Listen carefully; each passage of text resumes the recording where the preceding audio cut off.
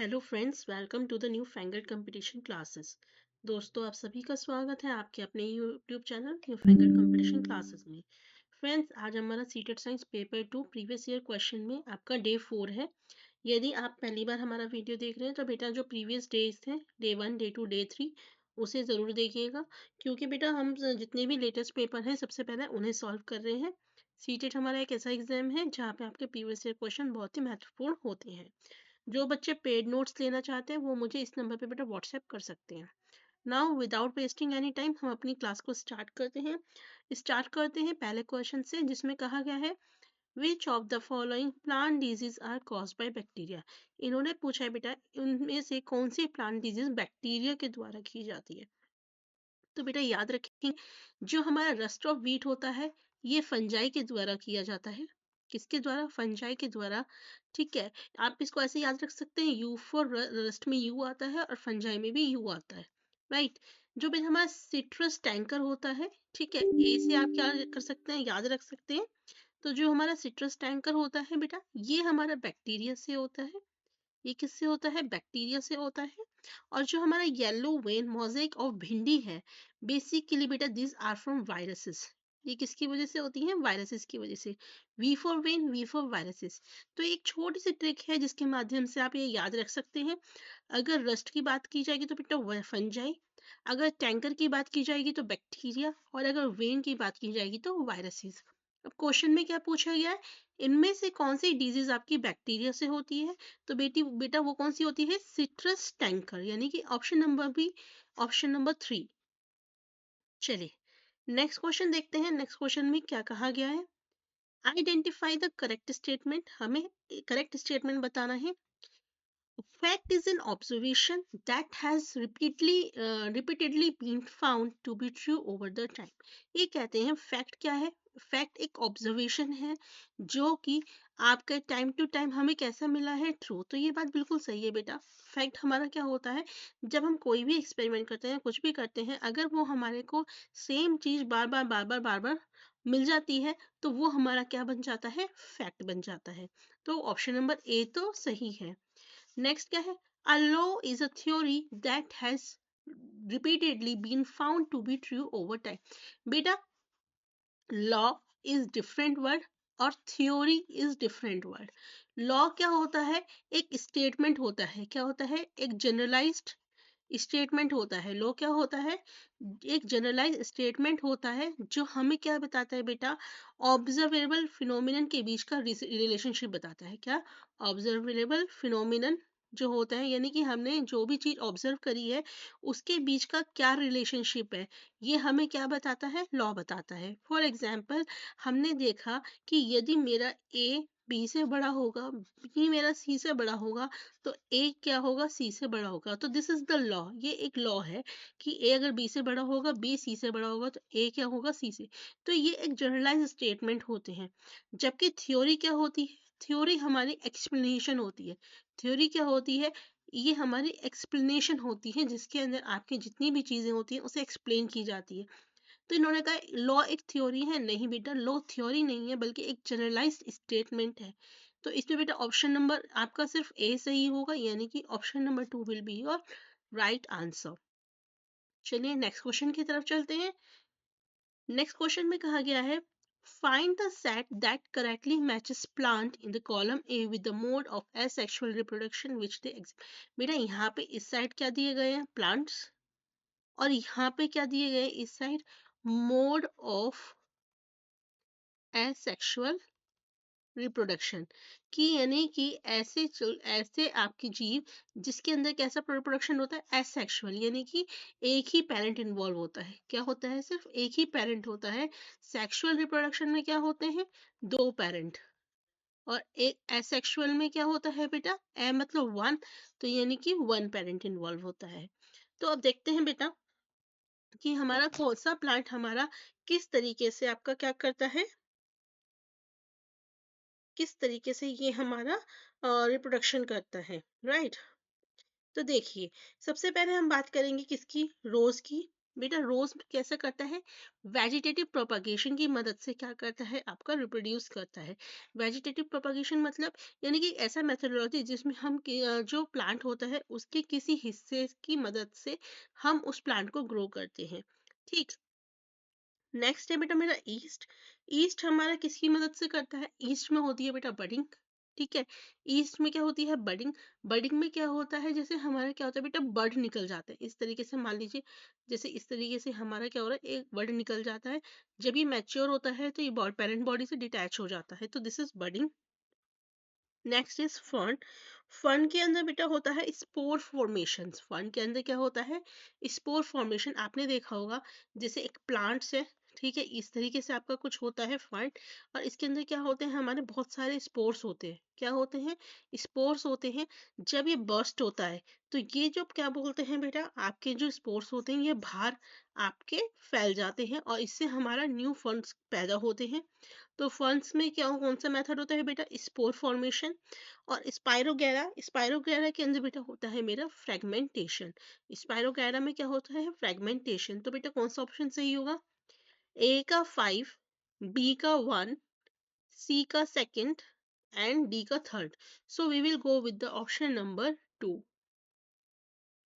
ठीक है, चलिए नेक्स्ट क्वेश्चन देखते हैं। नेक्स्ट क्वेश्चन में क्या कहा गया है, which of the following would be a more suitable strategy to introduce the topic deficiency dishes at upper primary level. देखिए कि इन्होंने क्या कहा गया है, इन्होंने कहा है बेटा कि हमारे को जो अपर प्राइमरी लेवल के स्टूडेंट्स हैं उनको हमें एक टॉपिक पढ़ाना है, कौन सा, डेफिशिएंसी डिजीज। तो इसमें से सबसे अच्छी स्ट्रेटेजी क्या है, तो देखिए आपको हमेशा एक बात याद रखनी है, क्वेश्चन आपका चाहे कोई भी बन के आए बेटा, हम जब किसी भी चीज को अपनी रियल लाइफ से रिलेट करेंगे, अगर हम किसी भी चीज को अपनी रियल लाइफ से रिलेट करेंगे तो बच्चा उस चीज को ज्यादा अच्छे से समझता है, प्लस दूसरा क्या है, वो उसके अंदर इंटरेस्ट लेता है। इसमें ऑप्शन क्या दे रखा है, hold a discussion on common human disease. आप डिस्कशन कर सकते हैं ह्यूमन डिजीज पे। Provide a definition of balance diet. देखिए डेफिनेशन हमें नहीं देनी, डेफिनेशन नेगेटिव वर्ड आता है तो इसे तो आप हटा ही दीजिए। Arrange for doctors prescription pertaining to a deficiency disease and hold a discussion around it. हम क्या करेंगे बेटा, एक डॉक्टर की प्रिस्क्रिप्शन का अरेंजमेंट करेंगे, उसमें जो डेफिशिएंसीज डिजीज लिखी हुई हैं उसके बारे में बेटा हम क्या करेंगे, डिस्कशन करेंगे। Okay, list various nutrients functions they perform in human body. तो बेटा लिस्ट भी हमारा नेगेटिव वर्ड है। अब देखिए दो चीजें हैं यहाँ पे, या तो हम कॉमन ह्यूमन डिजीज के ऊपर डिस्कशन कर सकते हैं या डॉक्टर प्रिस्क्रिप्शन आपका हम देकर बच्चों को उस पर डिस्कशन कर सकते हैं। तो अगर बेटा हम इन दोनों सेंटेंस में देखें तो आपको क्या लगता है बच्चा सबसे ज्यादा इंटरेस्ट कहाँ दिखाएगा, सबसे ज्यादा बच्चा इंटरेस्ट दिखाएगा उस डॉक्टर के प्रिस्क्रिप्शन में क्या लिखा हुआ है, क्यों वो हमेशा ये जानना चाहेगा कि डॉक्टर ने उस प्रिस्क्रिप्शन में क्या लिखा है, और उसके ऊपर जब हम डिस्कस करेंगे तो बच्चा ज्यादा अच्छे तरीके से अपने रियल लाइफ से उसे रिलेट कर पाएगा। सो इन दोनों में अगर मैं चूज करूँ तो जो बेस्ट ऑप्शन है जो हम यू चूज कर सकते हैं वो क्या है, ऑप्शन नंबर 3।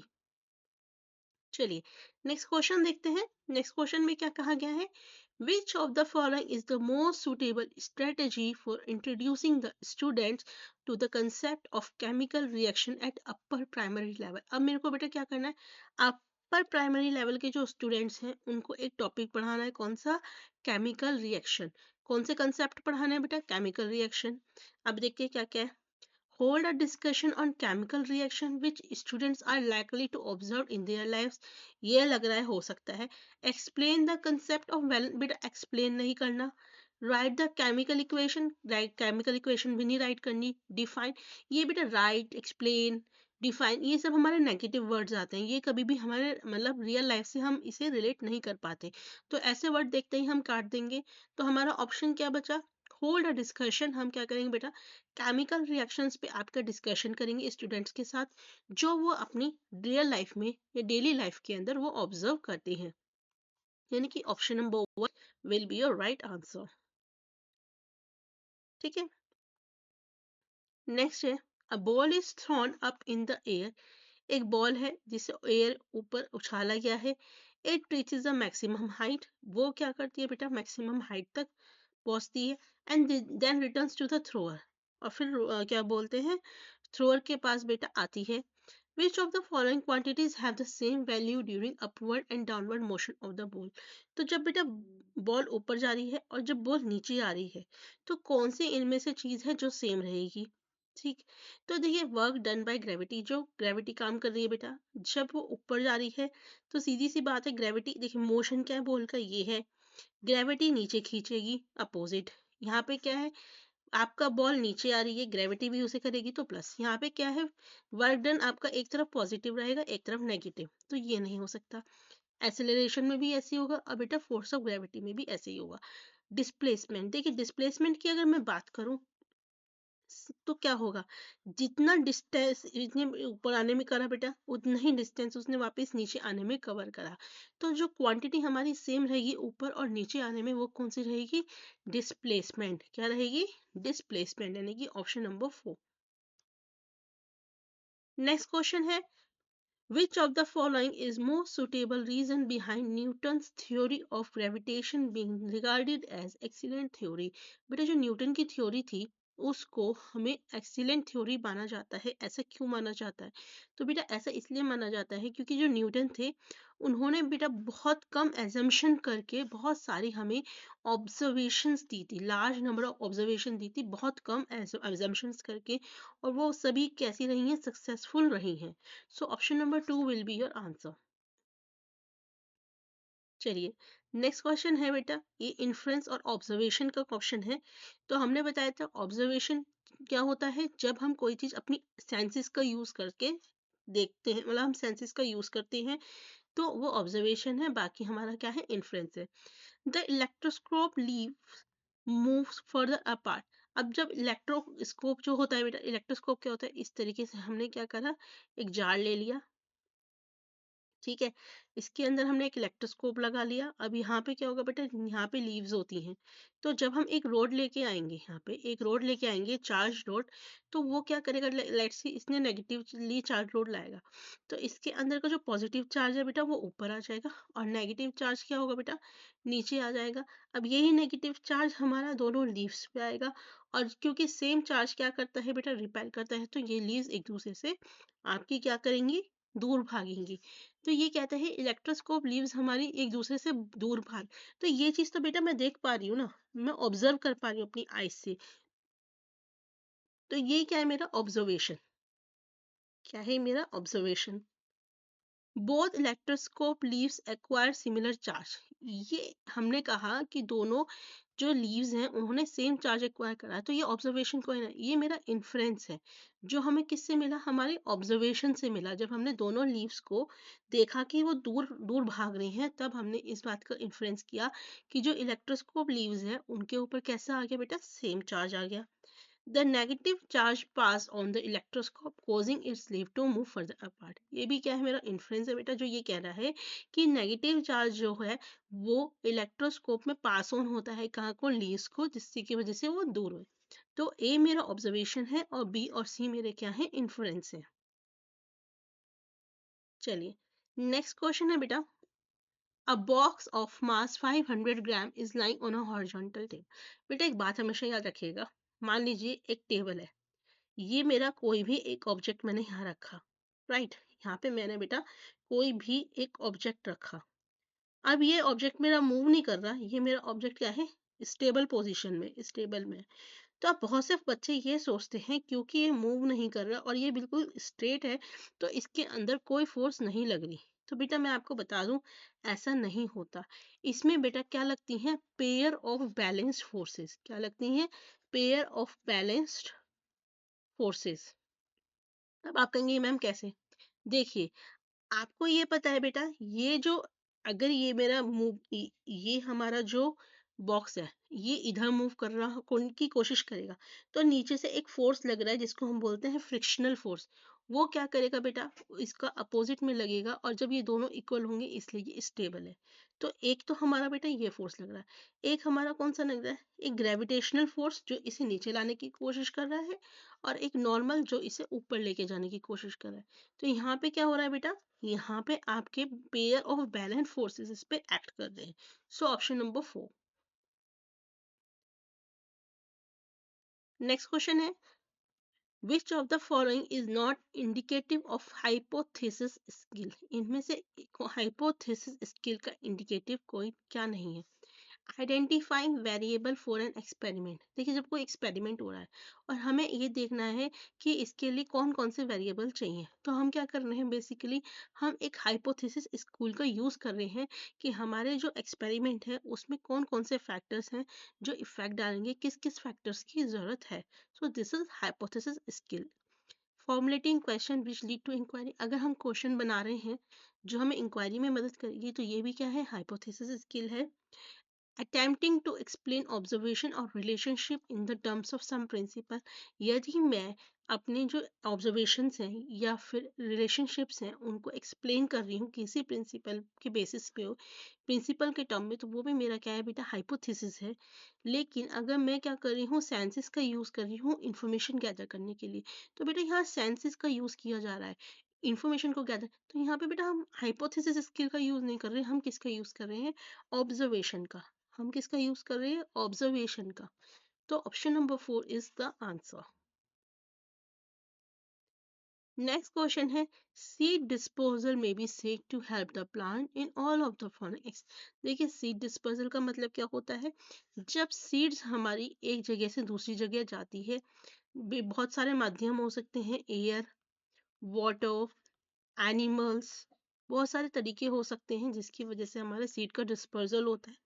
तो ये कहते हैं सीड डिस्पर्जल हमें सभी चीज़ों में मदद करती है, किसको छोड़ के, प्रोड्यूस न्यू वेराइटीज। बिल्कुल सही बात है बेटा, अगर एक सीड हमारी दूसरी जगह पे जाएगी तो वहाँ पे अलग तरीके से पॉलिनेशन होएगा, तो नई वेराइटीज आएगी। ओवर क्राउडिंग, बेटा ओवर क्राउडिंग नहीं होती बल्कि क्राउडिंग कम हो जाती है। अगर सारे सीड एक ही जगह पे रहेंगे तो ओवर क्राउडिंग होगी, लेकिन अगर कुछ सीड्स हमारे उड़ के कहीं और चले जाएंगे तो वो ओवर क्राउडिंग को अवॉइड करता है। तो option number 2, avoid competition for sunlight. सीधी सी बात है बेटा, अगर सेम सीड्स एक जगह पे नहीं होंगी तो कंपटीशन जो है सनलाइट के लिए, पानी के लिए, मिनरल्स के लिए, वो भी कम हो जाएगा, न्यू हैबिटेट मिलेगा। तो ये सभी आंसर्स सही हैं। नेक्स्ट क्वेश्चन है, dash is a device which is use to see around corner. बेटा कॉर्नर में देखने के लिए कौन से डिवाइस का यूज किया जाता है, तो हमेशा याद रखेंगे बेटा, कॉर्नर में देखने के लिए जिस डिवाइस का यूज किया जाता है वो होता है पेरिस्कोप। इस तरह से दिखता है हमारा पेरिस्कोप। यहाँ पे पर्सन की आईज होती हैं और यहाँ पे हमारा ऑब्जेक्ट होता है ना। तो कौन सा होता है बेटा, आपका पेरिस्कोप। और कौन से प्रिंसिपल पे ये बेटा काम करता है, रिफ्लेक्शन। किस पे, रिफ्लेक्शन। कैसे, यहाँ से जो ऑब्जेक्ट आती है बेटा, ऑब्जेक्ट हमारा इस इमेज पे आएगी, इस मिरर पे आएगी, ये रिफ्लेक्ट करके इस मिरर पे भेजेगा और यहाँ से रिफ्लेक्शन होकर हमारी आईज में आएगा। याद रखेंगे ये दो प्लेन मिरर्स बेटा इसके अंदर यूज किए जाते हैं, टू प्लेन मिरर्स यूज किए जाते हैं इसके अंदर। और दूसरा क्या है, ये हमेशा 45 डिग्री एंगल पे इंक्लाइंड होते हैं। कैसे, 45 डिग्री एंगल पे इंक्लाइंड होते हैं।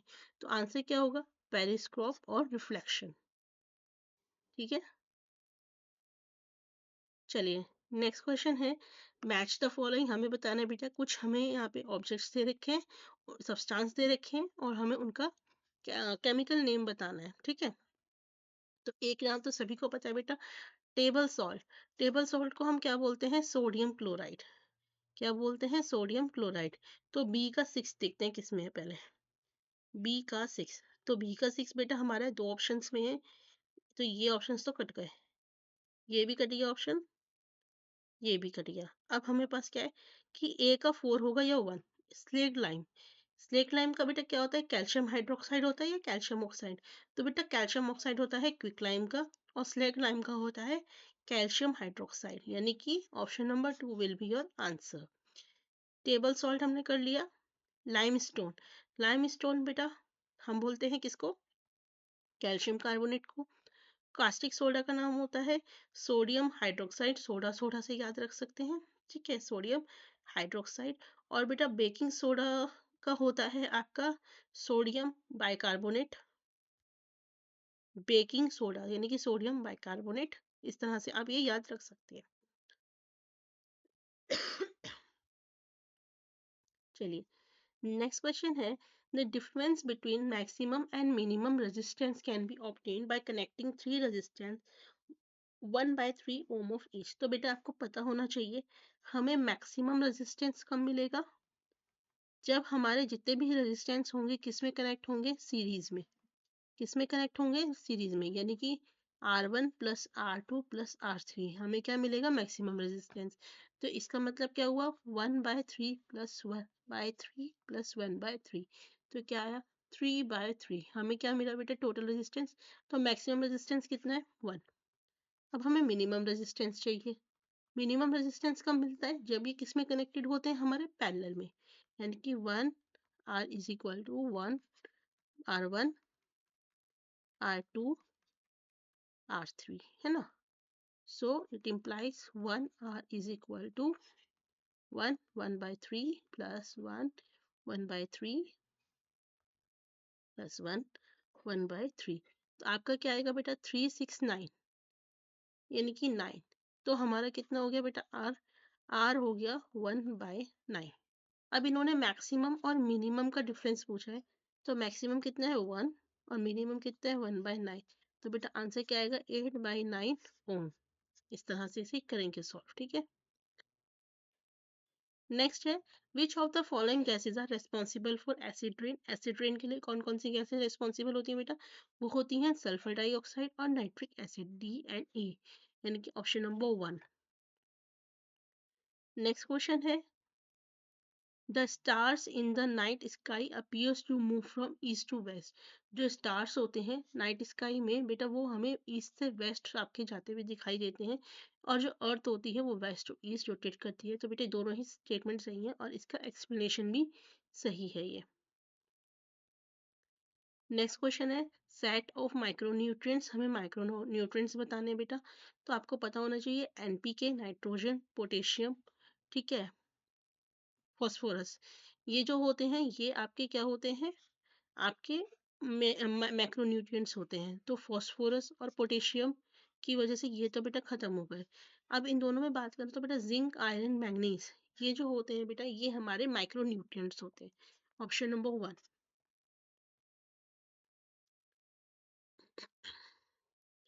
Next है, sound is produced by vibration and different musical instrument have specific vibrating parts। ये कहते हैं कि जो sound produce की जाती है vibrations के द्वारा, different musical instrument के different vibrating parts होते हैं। In 8 dash the sound is produced by stretch string। अब मुझे ये बताओ बेटा, strings को strings किस में होते हैं जिससे sound produce होगी, एक तारा में हो सकते हैं, सितार में और गिटार में, ढोलक में नहीं हो सकते, तो ये ऑप्शन तो कट गया। नेक्स्ट है, in why it is stretch membrane, यानी कि इस तरीके से जो मेम्ब्रेन होती है ना, इस तरीके से उस पे स्ट्रेच करने पे होते हैं। तो बेटा मेम्ब्रेन बताओ, क्या वायलिन में मेम्ब्रेन होती है, नहीं होती। हारमोनियम में होती है, हो सकता, हारमोनियम में नहीं होती, तो ये भी कट गया। तो ऑप्शन क्या बचा बेटा, option number 4, guitar, tabla and shehnai. Next question है, a teacher while teaching the chapter body movements, एक टीचर जब एक चैप्टर पढ़ा रहा है बॉडी मूवमेंट्स क्लास 6 के स्टूडेंट्स को, तो वो कुछ इमेजेस दिखाता है ना, जैसे एक सेलिंग बोट, एक स्विमिंग फिश और एक फ्लाइंग एरोप्लेन। उसके बाद वो स्टूडेंट से पूछता है कि आप इनकी शेप्स को, जो इमेजेस हैं उनके शेप्स को सोचिए, एंड उनके जो किस तरीके से मूव करते हैं उसके बारे में सोचिए। तो इनमें से बेसिकली इस जो likely to be employed by the student in answering.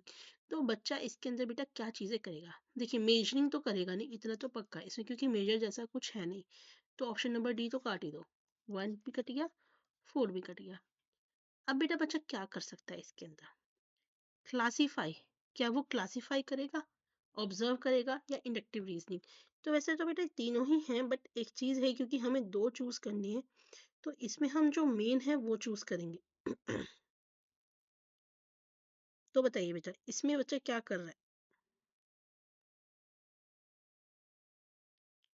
तो बेटा इसके अंदर जो बच्चा बेसिकली कर रहा है वो क्लासीफाई नहीं कर रहा, वो क्या करेगा, ऑब्जर्व कर रहा है कि किस तरह के शेप्स हैं। उसके बाद वो क्या करेगा, इंड्यूस करेगा, यानी कि वो रिलेशन फाइंड करने की कोशिश करेगा कि इनके अंदर क्या रियलाइजेशन है? इंडक्टिव रीजनिंग का मतलब समझिए क्या होता है। इंडक्टिव रीजनिंग हमारा एक ऐसा लॉजिकल थिंकिंग होती है जिसमें बच्चा क्या करता है, अपनी ऑब्जर्वेशन के बेसिस पर या एविडेंस के बेसिस पे क्या करता है बेटा, वो जनरलाइजेशन देता है। जैसे उसने ऑब्जर्व करा कि ये जो बोट है ना, जैसे वो जैसे मान लो उसने अपने ऑब्जर्वेशन में कहा कि जो सेलिंग बोट है उसकी स्ट्रीमलाइन शेप है जो उसे पानी में मूव करने में हेल्प करती है। फिश की भी स्ट्रीमलाइन बॉडी है जो उसे स्विमिंग में मदद करती है। एरोप्लेन के पास विंग्स हैं और इंजन है जो उसे फ्लाई में मदद करता है। तो उसने क्या कहा, इंडक्टिव रीजनिंग करी, इंडक्शन ही। तो basically B and C will be your answer. Next question है, identify the correct statement from the following. Correct statement बताना है बेटा। Non metals do not react with water, बेटा सही बात है, नॉन मेटल्स हमारे वाटर के साथ रिएक्ट नहीं करते और नॉन मेटल्स हमारे एसिड के साथ भी रिएक्ट नहीं करते। सो option number 4 is the answer. Next है बेटा, इन्होंने कहा है एक्स और वाई दोनों ही मेरा कैसे ब्लैक लिक्विड है जो कि रोड बनाने के लिए यूज होते हैं, लेकिन डिफरेंस क्या है, जो एक्स है वो पेट्रोलियम का प्रोडक्ट है और जो वाई है वो कोल का प्रोडक्ट है। तो हमें इतना तो समझ में आ गया बेटा, कोल का प्रोडक्ट है तो क्या होगा, कोल तार, यानी कि this is bitumen. Bitumen is the petroleum product and coal tar is the coal product. अब इन्होंने बेटा कुछ टेस्ट आइटम दिए हैं और मैच करने को बोला है। Which of the following is not a reason that can be given to justify the item is poorly constructed. इन्होंने क्या है, इनमें से ऐसा कौन सा रीजन है जो नहीं हो सकता। इस देखिए आइटम्स पुअरली कंस्ट्रक्टेड है ये बात सही है, लेकिन इसमें से ऐसा कौन सा रीजन है जो हम नहीं दे सकते। तो इसमें बेटा जो इजी जो सबसे अनकॉमन रीजन है वो ये है कि आपका जो क्या है ना, देखो इसके अंदर अगर हम एक चीज ध्यान से देखें तो दोनों में क्या है, अनइक्वल एंट्रीज है इन कॉलम ए और बी में। ठीक है, तो यही बेटा रीजन, ये रीजन नहीं हो सकता ये जस्टिफाई करने का कि इसके पुअरली कंस्ट्रक्टेड है। मतलब हम ये नहीं बोल सकते कि ये पुअरली कंस्ट्रक्टेड है क्योंकि एक कॉलम में ज्यादा कम है, ऑप्शन एक कॉलम में ज्यादा है। ठीक। नेक्स्ट क्वेश्चन है कि एजर्शन है ड्राई ट्रेजिंग को अगर हम पानी में छोड़ दें तो वो स्वेल होती है ऑस्मोसिस की वजह से। ओके, ये बात बिल्कुल सही है बेटा। And plant cells have selectively permeable cell membrane, तो ये बात भी बिल्कुल सही है कि जो प्लांट सेल्स होते हैं बेटा उनके पास क्या होता है, सिलेक्टिवली परमेएबल मेम्ब्रेन होती है। जो क्या करती है बेटा, ये जो मेम्ब्रेन होती है ये केवल कुछ सब्सटेंसेस जैसे कि पानी को आपका पास होने देती है, बाकी की जो चीजें होती हैं उन्हें रोक देती है। ठीक है, तो ये दोनों ही बातें सही हैं और इसका बेटा सही आंसर क्या होगा, option number 2, A and R both correct and R is the correct explanation for ए।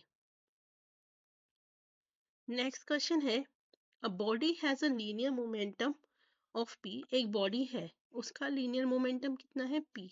तो आपको पता होगा बेटा मोमेंटम का फॉर्मूला क्या होता है, P is equal to mass into velocity, है ना, of mass M. Kinetic energy of a body is, हमें पूछा है काइनेटिक एनर्जी क्या होगा बॉडी का, तो बेटा काइनेटिक एनर्जी का फॉर्मूला क्या होता है, हाफ एम वी स्क्वायर, ये होता है। अब हमें पूछा गया है बेटा kinetic energy in terms of P, किसके, kinetic energy in terms of P हमें पूछा गया है। तो मुझे एक बात बताओ, इसमें अगर मैं ध्यान से देखूं तो यहाँ पे कहीं पे भी v नहीं आ रहा, तो इसका मतलब क्या है, मुझे v की वैल्यू रिप्लेस करनी है। क्या करना है, v की वैल्यू रिप्लेस करती है। तो v का मतलब क्या हो गया, p बाय m। अब इसको मैं इधर रखूंगी, is equal to half m p by m का square, it implies half p square by m। तो क्या हो गया, p square by 2m will be your answer, option number 4 will be your answer. Next question है, which of the following statement is correct, इनमें से कौन सा statement सही है।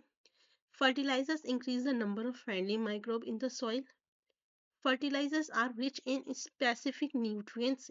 ये बात सही है बेटा कि जो फर्टिलाइजर्स होते हैं मैन्योर के कंपैरिजन में कुछ न्यूट्रिएंट्स में ज्यादा रिच होते हैं और बेसिकली कौन से न्यूट्रिएंट्स होते हैं, NPK, that is nitrogen phosphorus and potassium. ठीक है, नेक्स्ट क्या है आपका बेटा, ये कहते हैं स्टेटमेंट वन क्या है, रेयन सिंथेटिक फाइबर है, बिल्कुल सही बात है।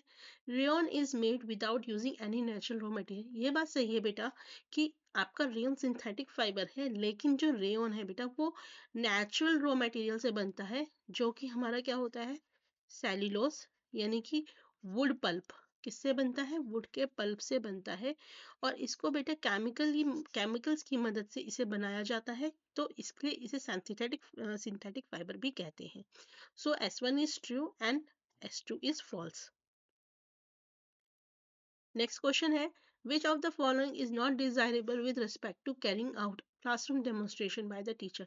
अगर टीचर एक क्लासरूम में डेमोन्स्ट्रेशन दे रहा है तो उसे क्या चीज नहीं करनी चाहिए, follow up, rehearse, emphasizes beforehand the linkage are required to make, supplement the demonstration with explanation। आप बताइए बेटा क्या चीज नहीं करनी चाहिए।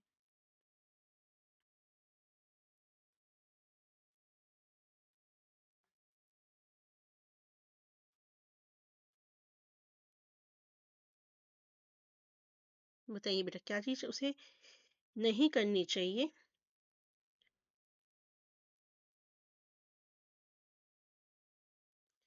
उसे बेटा पहले बिफोर हैंडलिंग बच्चों के जो मतलब क्या है, समय पूर्व ही उन अनुबंधों पर बल देना जिनका निर्माण करना व्यक्ति मतलब क्या है, बच्चों को पहले से ही चीजें बता देना और बच्चों को एक मौका मत देना कि वो चीजों को लिंक कर सकें, तो टीचर को ऐसा नहीं करना चाहिए। ठीक है। नेक्स्ट है कि अगर हम कहते हैं साइंस प्रमोट करता है स्केप्टिसिज्म, संदेहवाद, तो इस बात के लिए कौन सी बात हमारी बिल्कुल सही आपकी बेटा ज्यादा फेवरेबल है, तो याद रखेंगे साइंटिस्ट जज करते हैं validity claim based on the objective.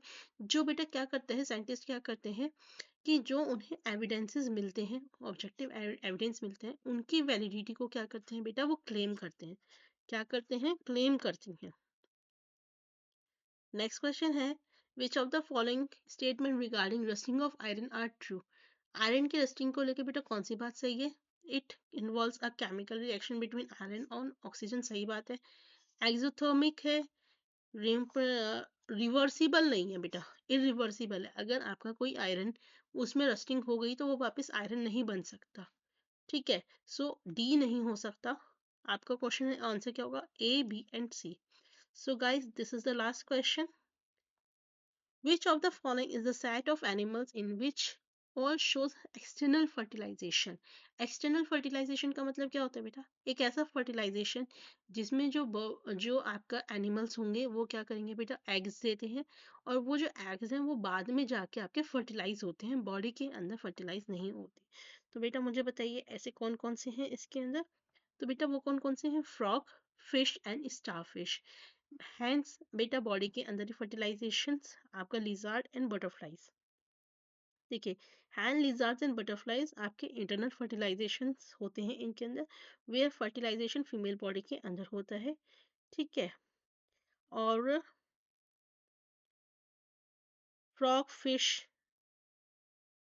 Frogs और फिश के अंदर एक्सटर्नल फर्टिलाइजेशन होता है, लेकिन स्टार फिश के अंदर भी एक्सटर्नल फर्टिलाइजेशन होता है। स्टार फिश क्या करती हैं, अपने गैमेट्स को पानी में डालती हैं जहाँ पे फर्टिलाइजेशन होता है। एक्सटर्नल फर्टिलाइजेशन एक ऐसा रिप्रोडक्टिव प्रोसेस होता है जहाँ पे फर्टिलाइजेशन हमारी आउटसाइड द बॉडी होता है ऑर्गेनिज्म के, टिपिकली वाटर या फिर मॉइस्ट एनवायरनमेंट में। ठीक है। तो कौन कौन से हो गए, frog, fish and star fish. इसका मैंने बेटा आपको बता दिया, हैंस लिजार्ड बटरफ्लाई इनके अंदर इंटरनल फर्टिलाइजेशन होता है। लिजार्ड्स वगैरह के अंदर भी बेटा हमारा क्या होता है, इंटरनल फर्टिलाइजेशन होता है। So guys this is all. तो वीडियो अगर बेटा आपको थोड़ी भी इंफॉर्मेटिव और हेल्पफुल लगी हो तो ज़रूर लाइक कीजिए, शेयर कीजिए और हमारे चैनल को सब्सक्राइब कीजिए। Thank you.